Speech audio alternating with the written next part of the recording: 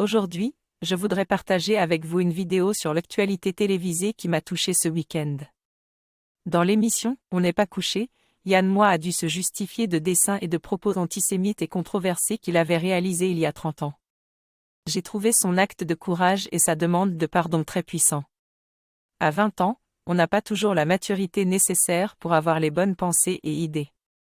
Yann Moix a trouvé dans l'écriture une thérapie pour faire face à sa négation de soi. Il s'est investi dans l'étude de la Torah et du Talmud pour comprendre sa propre vérité. Je suis admiratif de cette personne qui se positionne clairement et qui a beaucoup de courage. En tant que juif, j'attache une grande importance à l'ouverture aux autres et à la création d'une harmonie entre les différentes communautés ethniques et religieuses.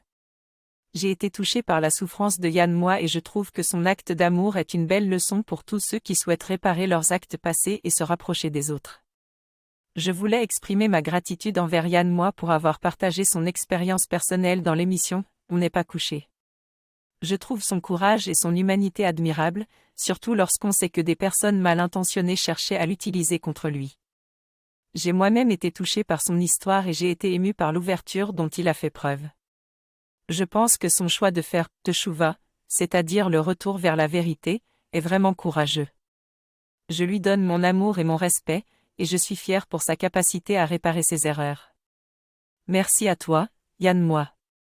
Je dois aimer profondément et avoir le courage de pardonner même s'il a fait des erreurs il y a quelques années. Je dois chercher à reconnaître ses défauts, le voir évoluer et réparer ses erreurs si possible. Je ne peux pas juste agir en fonction de ce qu'il a fait il y a un moment dans une certaine situation, car cela ne devrait pas me définir pour le reste de ma vie.